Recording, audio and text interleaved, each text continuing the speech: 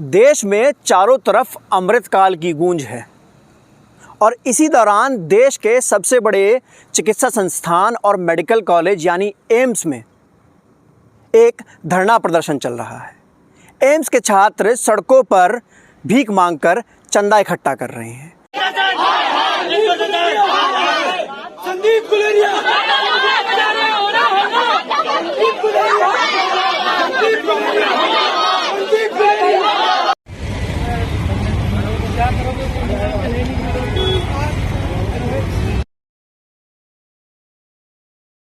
और यह चंदा किसी सामाजिक कार्य के लिए नहीं इकट्ठा किया जा रहा है।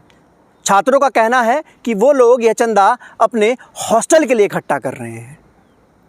छात्रों ने बताया कि एम्स प्रशासन के पास उन छात्रों के हॉस्टल बनाने के लिए पैसा नहीं है। गौर से सुनिएगा, एम्स प्रशासन के पास, एम्स भारत का सबसे आधुनिक और सबसे प्रीमियम चिकित्सा संस्थान और मेडिकल कॉलेज है। ये छात्र पैरामेडिकल ऑप्टोमेट्री के छात्र हैं, जिनका कहना है कि इनको पिछले कई सालों से कॉलेज में हॉस्टल सुविधा नहीं दी जा रही है, जिस कारण छात्रों को रूम रेंट पर लेकर या फिर फ्लैट रेंट पर लेकर रहना पड़ता है, जिसकी वजह से छात्रों के ऊपर एक बड़ा आर्थिक बोझ पड़ता है। हॉस्टल की मांग तो छात्र पिछले काफ़ी साल से कर रहे थे, लेकिन अचानक से इनकी मांग तेज हो गई। इसके पीछे एक कारण है। एम्स में ऑप्टोमेट्री के एक छात्र अभिषेक मालवीय की मृत्यु हो गई।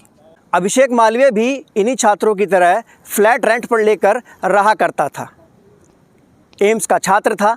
10 अगस्त को जब अभिषेक मालवीय को सांस लेने में दिक्कत हुई तो उसने अपने सहपाठियों को बताया कि उसको सांस लेने में दिक्कत हो रही है।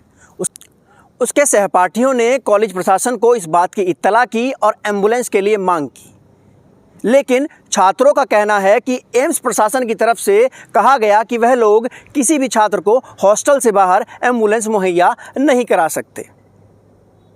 न जाने कैसे कैसे 2 घंटे के भीतर मालवीय के दोस्त उसको लेकर एम्स पहुंचे, जहां उसको प्राइवेट वार्ड में भर्ती कर दिया गया। 3 दिन तक वहां पर उसका इलाज चला और 3 दिन के बाद मालवीय की मृत्यु हो गई। मृत्यु के पीछे का कारण इन्फ्लुएंजा और कोविड-19 बताया जा रहा है। अब पैरामेडिकल ऑप्टोमेट्री के छात्र सीधा कॉलेज प्रशासन के ऊपर आरोप लगा रहे हैं कि कॉलेज की लापरवाही के कारण अभिषेक मालवीय की मृत्यु हुई।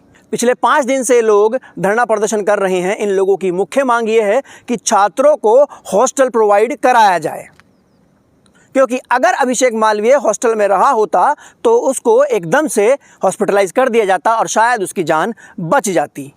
मीडिया से बात करते हुए इन छात्रों ने बताया कि 2019 तक पैरामेडिकल के सभी छात्रों को हॉस्टल मुहैया कराया जाता था, पर 2019 के बाद से एम्स प्रशासन ने छात्रों को हॉस्टल मुहैया कराना बंद कर दिया। इसके पीछे कारण बताया गया कि हॉस्टल में कमरों की कमी है, जिसके बाद से पैरामेडिकल के छात्र जो हैं वह अपने खर्चे से रूम रेंट पर लेकर रहते हैं। छात्रों का कहना है कि दिल्ली जैसे महंगे शहर में एक कमरा या फ्लैट किराए पर लेना कितना महंगा पड़ता है, ये वही जानते हैं और आप सभी भली भांति जानते होंगे। पिछले 5 दिन से छात्र एम्स में धरना प्रदर्शन कर रहे हैं। अभी तक उनकी बात नहीं मानी गई। छात्रों की एक बैठक एम्स प्रशासन के साथ भी हो चुकी है, लेकिन वह बैठक किसी नतीजे पर नहीं पहुंची। छात्रों ने मीडिया को बताया कि एम्स प्रशासन उनसे कह रहा है कि एम्स के पास इन छात्रों के लिए हॉस्टल बनाने के पैसे नहीं हैं, जिस कारण अपना विरोध प्रदर्शन दर्ज कराने के लिए ये छात्र सड़कों पर चंदा इकट्ठा करने के लिए भीख मांगने निकले हैं। हमने शुरुआत में बात की थी कि देश आज़ादी का अमृतकाल मना रहा है और इस दौरान 75 साल की उपलब्धियां गिनवा रहे हैं। अभी हाल ही में 15 अगस्त को देश के प्रधानमंत्री नरेंद्र मोदी ने लाल किले की प्राचीर से एक नारा दिया था, जय जवान, जय किसान, जय विज्ञान और जय अनुसंधान। इस नारे से वह शोध, तकनीक और विज्ञान के क्षेत्र में बढ़ावा देने के लिए जोर देना चाहते थे। लेकिन जब हमारे देश के शीर्ष संस्थानों में, शीर्ष अनुसंधानों में जहाँ पर रिसर्च होती है, वहाँ पर छात्रों को हॉस्टल जैसी बेसिक सुविधा उपलब्ध ही नहीं कराई जाएगी, तो किस प्रकार से अनुसंधान और शोध हो पाएगा। देश के सबसे बड़े चिकित्सा संस्थान का ये हाल है तो छोटे चिकित्सा संस्थानों में क्या हाल होगा? ये सवाल है एम्स प्रशासन और संबंधित मंत्रालय से कि क्यों छात्रों को हॉस्टल मुहैया नहीं कराया जा रहा है।